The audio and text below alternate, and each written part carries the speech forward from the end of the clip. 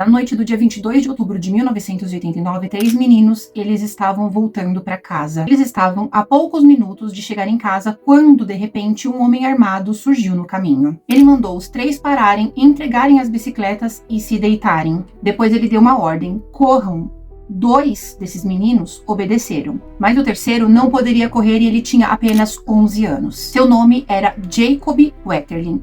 E naquela noite, o Jacob, ele simplesmente desapareceu. E durante os próximos 27 anos, a sua família nunca saberia aonde ele estava. Só que existe algo ainda mais perturbador nessa história. O homem que havia levado Jacob, ele acabou sendo identificado por conta de uma investigação que aparentemente não tinha nada a ver com aquele desaparecimento. E quando a verdade, ela finalmente veio à tona, ela acabou levantando uma pergunta que era muito difícil. Por que um homem que confessou ter matado Jacob, ele não foi condenado por esse assassinato? Esse é o difícil acreditar, e esse é o caso de Jacob Wetterling. E aí, antes da gente começar a falar sobre esse crime, a gente tem que entender quem era o Jacob Wetterling. O Jacob Wetterling, ele era um menino de 11 anos que ele vivia com os pais e o irmão em Minnesota, em St. Joseph, nos Estados Unidos. Ele era uma comunidade que era relativamente pequena. O Jacob, ele era descrito como um menino comum que gostava de brincar, de andar de bicicleta, de estar com os amigos. Naquela noite de outubro, ele teria saído acompanhado do irmão e também de um amigo. Os 3, eles haviam ido até uma locadora. Depois eles começaram a voltar para casa e nada indicava que aquela seria a última noite do Jacob com a família dele. E talvez seja isso que torne essa história tão angustiante, porque isso não aconteceu em uma floresta distante, não aconteceu em uma viagem. O Jacob, ele desapareceu no caminho de casa. Ele estava a poucos minutos de reencontrar os pais. Quando os 3 meninos eles estavam voltando então para casa, surgiu no meio do caminho um homem armado. Os meninos então eles foram obrigados a parar. O homem pediu que eles descessem, entregassem as bicicletas e depois se deitassem no chão. Depois disso, ele mandou que os outros 2 meninos que estavam com o Jacob, que eles corressem. Eles deveriam correr sem olhar para trás e foi exatamente isso o que eles fizeram. E aí eles acabaram conseguindo chegar até um local onde eles poderiam pedir ajuda. Só que o Jacob, ele acabou ficando para trás. O homem, ele havia escolhido o Jacob. Quando então os adultos, eles perceberam o que havia acontecido, aí imediatamente eles chamaram a polícia. E naquele momento começaria uma busca que duraria em torno de 3 décadas. Só que havia um problema.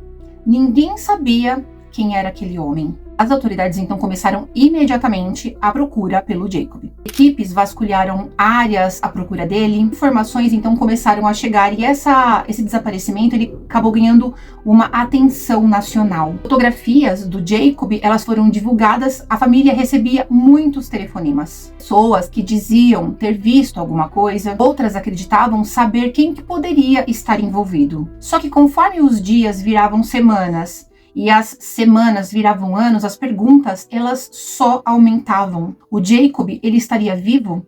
Ele teria sido levado para longe? Quem era aquele homem e por que ele teria escolhido o Jacob? E talvez a pergunta mais dolorosa dessa história era: será que algum dia o Jacob ele voltaria para casa? Durante anos, a família Wetterling procurou por respostas. Só que a investigação ela não estava apenas procurando pelo Jacob. Ela também estava começando a mudar a maneira como os Estados Unidos lidavam com crianças desaparecidas e também criminosos sexuais. Então, quando foi em 1994, 5 anos após o desaparecimento do Jacob, uma lei federal americana recebeu o nome de Jacob Wetterling.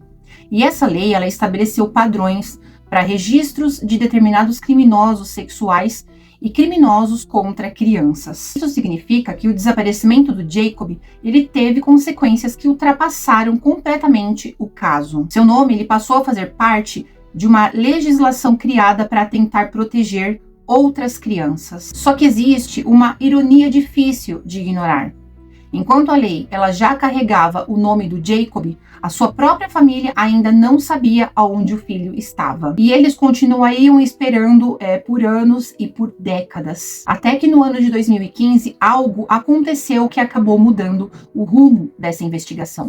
No ano de 2015, os investigadores eles estavam trabalhando em uma investigação envolvendo crimes contra crianças. E aí eles acabaram encontrando uma evidência que levou eles até um homem chamado Danny Heinrich. E o nome dele não era assim completamente desconhecido para os investigadores. Esse Danny, ele já havia sido interrogado na época do desaparecimento do Jacob. Só que agora existia uma nova evidência. Uma correspondência de DNA do Danny ligava ele a uma nova investigação. E isso acabou fazendo com que os investigadores eles voltassem a olhar para ele. A polícia então acabou realizando uma busca na casa do Danny e acabou encontrando um material relacionado a crimes contra crianças. Ele acabou preso por acusações federais envolvendo pornografia infantil. Só que os investigadores eles tinham uma pergunta que era muito maior. Será que o Danny ele sabia algo sobre o Jacob? E se sabia, por que ele tinha permanecido durante anos em silêncio? A partir daquele momento, então, os investigadores eles passaram a pressionar o Danny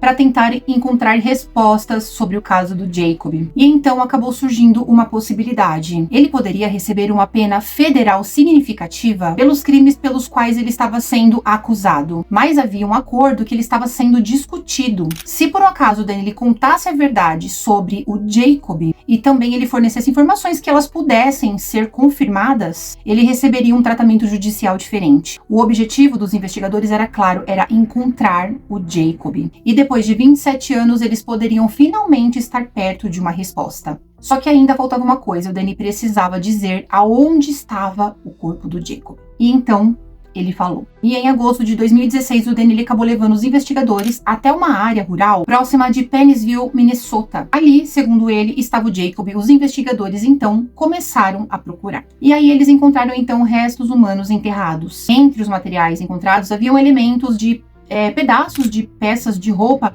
muito compatíveis com a que o Jacob estava usando no dia que ele desapareceu. E os restos eles foram realmente confirmados como sendo o do Jacob Wetterling. Depois de quase 27 anos, a família finalmente tinha uma resposta. O Jacob ele não estava mais vivo e ele nunca havia saído daquela região. A esperança de encontrá-lo com vida terminava ali. Só que ao mesmo tempo começava uma outra etapa daquela história. Agora, o homem que disse que sabia de tudo, ele precisava contar toda aquela história. Em setembro de 2016, o Danny acabou confirmando a um juiz federal que ele havia sim sequestrado o Jacob na noite de 1989. Ele contou que levou o menino para uma área rural, então ele o matou. Também revelou que havia enterrado o seu corpo. E ele também disse que aproximadamente um ano depois ele voltou até aquele local quando ele viu que os restos eles já estavam ficando parcialmente expostos.